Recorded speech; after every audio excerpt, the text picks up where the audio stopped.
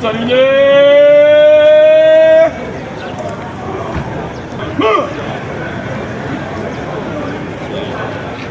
Gardez.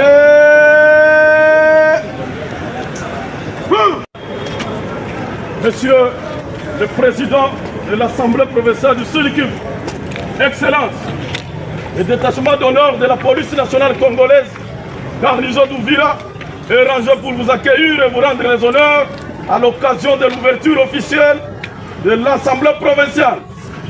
Je vous invite à prendre place dans la salle.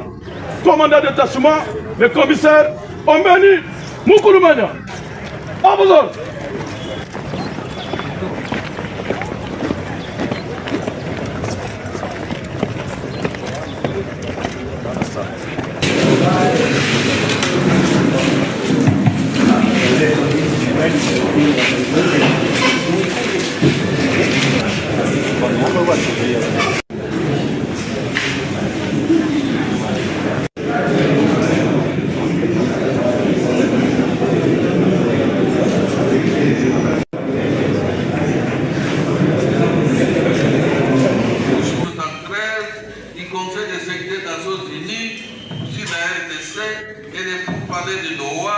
ainsi que les processus de la paix de Nairobi et de Luanda dans un dialogue franc, sincère et inclusif afin de déboucher finalement et rapidement sur une paix durable et mettre fin aux crises multiformes qui secouent et ébranlent injustement notre province.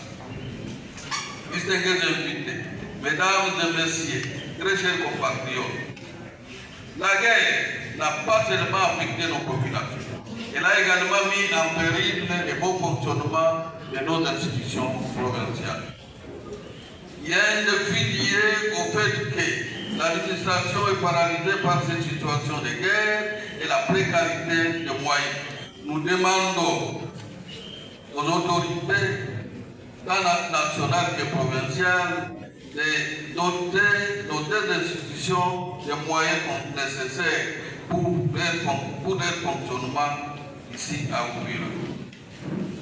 Mais également, afin de leur permettre de s'acquitter honorablement de leur mission au cours de cette période difficile. Nous profitons de cette séance pour plaider aussi pour la mise en place d'un plan de contingence en faveur de la population déplacée et des institutions provinciales délocalisées aujourd'hui à Ouvira avec l'appui du gouvernement provincial et du gouvernement central. Sur le plan socio-économique, la situation demeure préoccupante. La crise sécuritaire actuelle est venue l'amplifier. Cette guerre qui nous est injustement imposée est en train de détruire les tissus économiques de notre province et d'ébranler les relations sociales entre les communautés.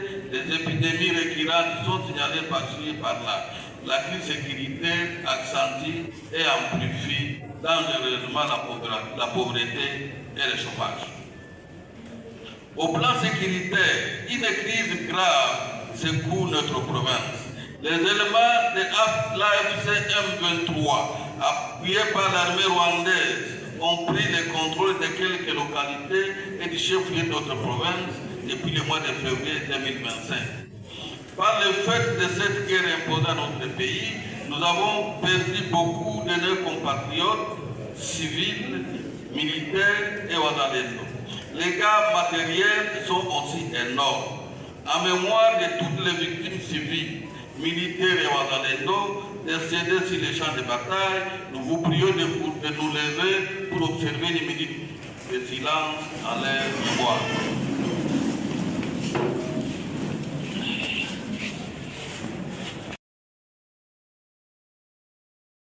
Par un soutien logistique, financier et stratégique renforcé afin d'accroître leur efficacité et de mieux coordonner leurs actions. Distingués invités, mesdames et messieurs, très chers compatriotes, cette guerre a provoqué une crise humanitaire très alarmante. Les conséquences de cette guerre sont dramatiques sur le plan humanitaire. Des milliers de déplacés internes errent dans des conditions déplorables, sans accès à une assistance humanitaire suffisante. Le manque d'eau potable, de nourriture, de soins de santé et d'abris appropriés exacerbe leur vulnérabilité. L'économie locale est presque détruite à la suite de nombreux pillages. Ces pillages ont privé nombre de ménages leurs moyens de subsistance et de leurs activités génératrices de revenus. À cause de cette guerre, les mouvements de personnes et des échanges commerciaux entre certains villages et villes de la province sont à présent impossibles. La population est abandonnée à son triste sort. Dans ce contexte trop dit, nous condamnons énergiquement cette guerre et lançons un appel pressant au gouvernement national et provincial afin d'envisager des interventions humanitaires urgentes. Cette réponse humanitaire doit être coordonnée et afin de soulager tant soit peu les souffrances des populations victimes. Aux organisations humanitaires et aux partenaires internationaux afin d'accroître l'assistance humanitaire d'urgence dans les zones affectées. Aux leaders locaux et aux communautés pour faire preuve de solidarité envers les déplacés et travailler ensemble à leur relocalisation et réintégration. Par ailleurs, la crise sécuritaire a perturbé le déroulement normal des activités scolaires. Pourtant, l'éducation est un des droits fondamentaux dont les citoyens ne doivent pas être privés. C'est un pilier du développement dont a besoin notre pays en général et notre province en particulier. C'est ici l'occasion de demander au gouvernement central et provincial de prendre les mesures nécessaires afin de permettre aux élèves de terminer normalement leur année scolaire au risque afin d'éviter les risques de les voir doublement préjudiciés. Nous lançons un appel solennel à l'unité, à l'amour, à la solidarité entre les filles et les fils du Sud Kivu, à la cohésion sociale entre toutes les communautés de notre province. Face à l'ampleur des défis qui se dressent devant nous aujourd'hui, nous devons absolument nous dépasser, transcender nos divergences, privilégier ce qui nous unit et œuvrer ensemble pour le bien commun et la résilience positive au niveau provincial. Nous avons un devoir sacré envers la population et les générations futures, celui de travailler sans relâche pour établir la paix, relancer le développement et assurer le bon fonctionnement de nos institutions. Toutes les institutions et services œuvrant aujourd'hui en province doivent travailler coup à coup, chacun en ce qui les concerne, dans le respect des normes et règlements qui les régissent. Que cette session parlementaire de mars 2025 soit celle d'un soutien collectif, de la détermination et de l'action. C'est sur ce mot que nous déclarons ouverte la session ordinaire de mars 2025. Que vive la République démocratique du Congo, que vive l'Assemblée provinciale du Sud Kivu, que vive la province du Sud Kivu. Nous vous remercions. Naweza kusema ya kwamba siku ya leo ni siku ya historia. Hakuna mtu ambaye angeweza kuwazia kwamba leo tunaweza kuwa, lakini pamoja na viongozi mbalimbali tuliweza kuja na kusema tutaketi kukaa karibu na population, kwa sababu hatuwezi kuiachilia, na ile population ilionyesha ushupavu wake, kwa sababu haikuweza kusikia masikio zile nyimbo za adui na zile message zenye walikuwa wanafanya za kutafuta waza ya kwamba watavamia kiurahisi. Sasa hivi inaonekana ya kwamba boga imebadilisha nafasi.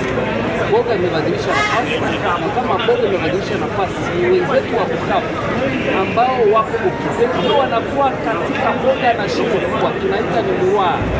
Kwa sasa hivi hapa mambo yetu ni shwari. Naomba tuendelee kudumisha hii amani ambayo imeonekana leo na ujio na ufunguzi wa chumba cha wabunge wa Jamhuri ya Konvention ambao wamekuja kufungua session yao ya Mars, na kutokana na hiyo bila yote iko mshamba wajue ya kwamba siku zinazokuja kufatana na nia ambayo anaionyesha Rais Tshisekedi Tshilombo tutakomboa yale mengine maeneo, kwa sababu rais ametoka kuonyesha ya kwamba aliahidi ya kwamba ataongezea askari jeshi mshahara, ameduble kwa deni. Ameahidi ya kwamba askari jeshi mwenyewe iko front atapewa prime ya 500, haiko tena atisi kwetu, na tuna imani ya kwamba sasa hivi mambo hayatakuwa tena kama zamani. Kwa hiyo raia yetu iendelee kutegemea serikali, iendelee kutegemea rais, iendelee kutegemea Liwali Jean-Jacques Purusi na sisi wote ambao tuko hapa kwamba